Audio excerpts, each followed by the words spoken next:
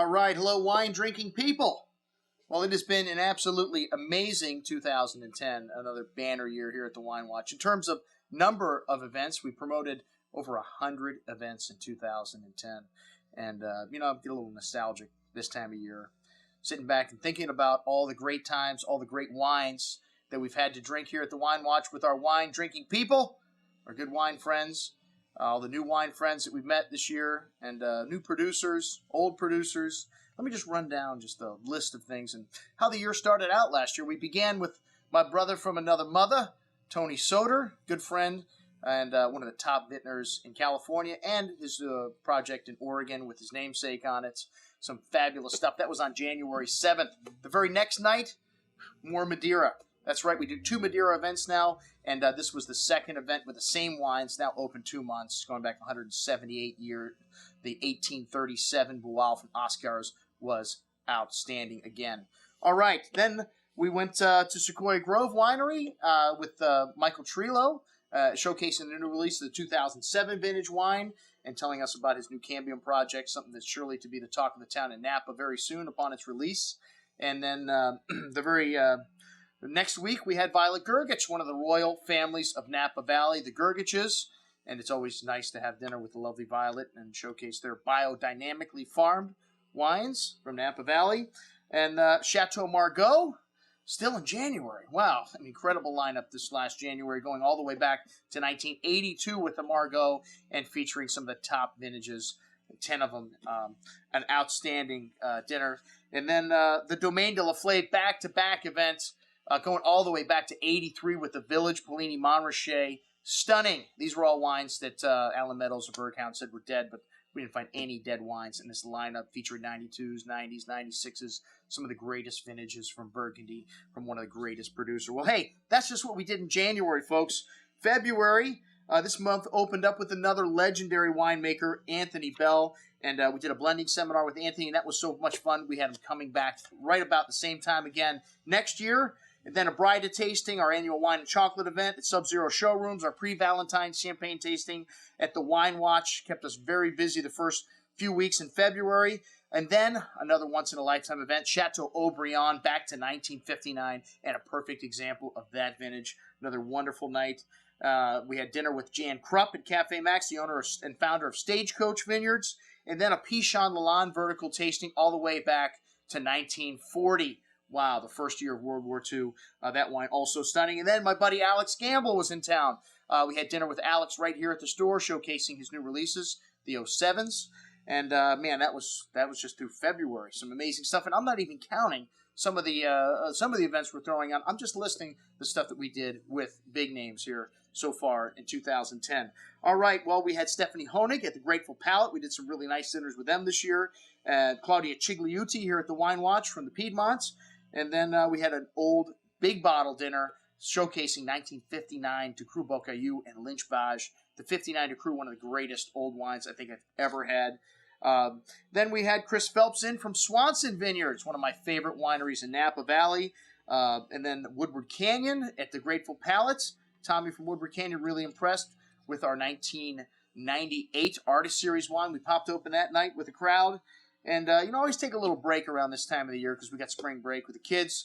And sometimes I do some traveling, so not much going on. It happened in the rest of the month of March and in April, but we did have David Ramey at the Grateful Palate. And then an event that's becoming an annual event, the Borgogno dinner here going back to 1961. Hey, we got that on the calendar again in April, right around the same time. Why does that event always happen at the same time? I don't know. It just seems to work for us.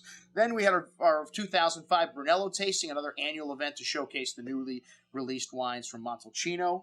And then a vertical of Ornellaia at the Ackers. Man, I have been part of 2 of the 3 verticals that this winery has put on in this country, and AJ always throws an incredible party. We had 20 vintages of Ornellaia on the table that night with Axel Heinz, the winemaker. Thanks, AJ. Another great event at your house.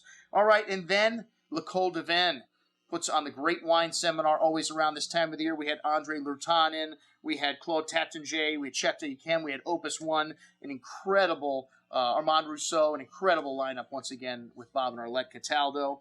And believe it or not, we had 2 events on one night. Hey, sometimes we do 3 events on one night. We had Paolo Bianchini in that same weekend in the store, the owner of Ciacci Piccolomini Winery from Montalcino.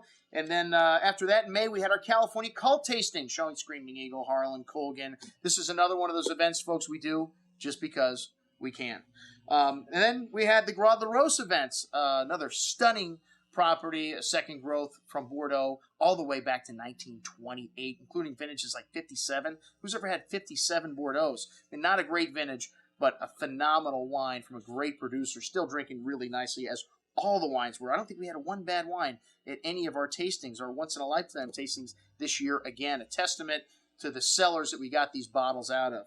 All right, and then let's see, we're off to Brunello Montalcino, a vintage tasting with that to end the month of May, and then the dog days of summer. You know, I was off to Costa Rica and Texas, did a little bit of traveling, so not much going on in June and July. But you know, we're not going to go 1 month without having a once-in-a-lifetime type event.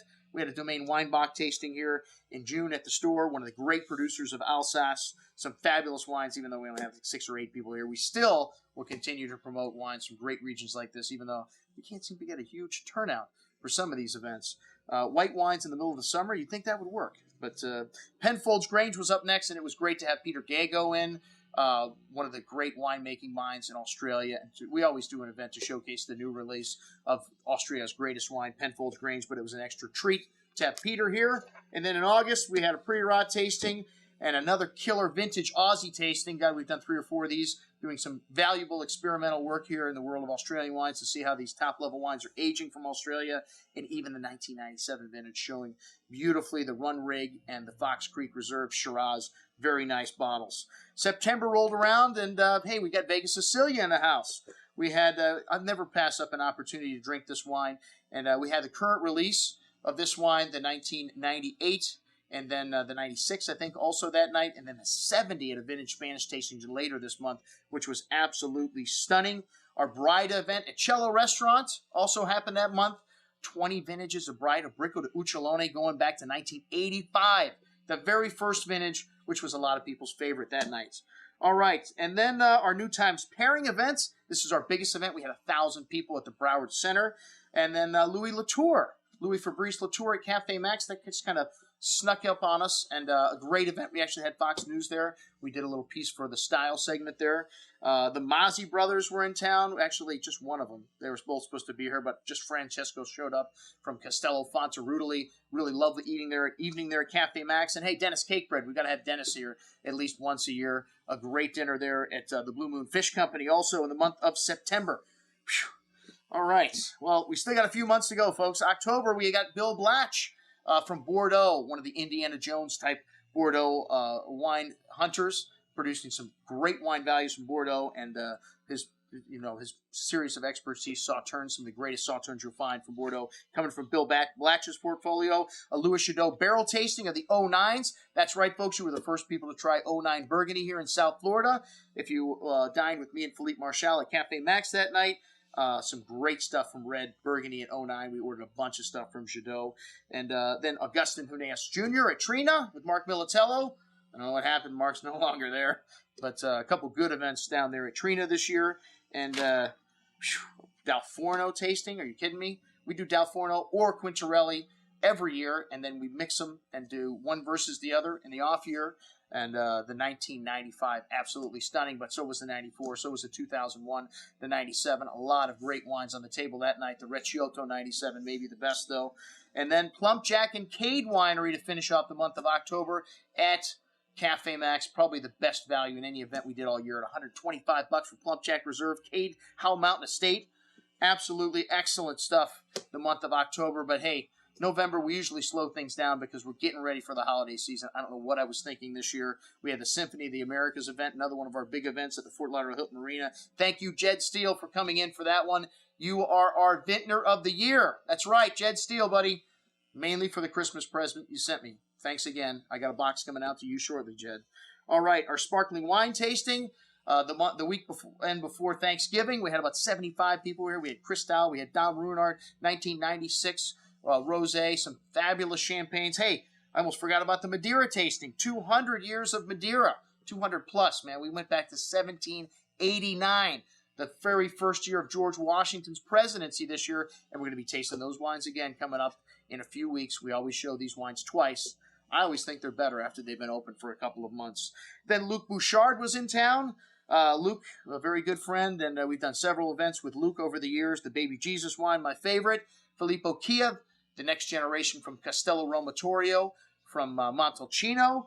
And dinner with Dariush himself from Dariush Winery, another party at AJ's house, man. We have at least 2 or 3 once-in-a-lifetime events there every year. And, hey, we even had a couple events in the month of December last year. We had Chris Millard, the winemaker for Newton Vineyards at the St. Regis, the Ritz-Carlton it is now, down there on the beach. A beautiful setting for wine events, and look forward to doing some more stuff with those guys next year. And then our vintage port tasting in December. And, folks, that was an incredible year, man. And that was only part of the events. We had 122 in all in 2010. I don't know how we're going to top that in 2011, but you can bet I'm going to die trying, folks. I'm your host, Andrew Lampasone, signing off for 2010. Have a happy new year, a happy and safe new year, and a healthy 2011, folks.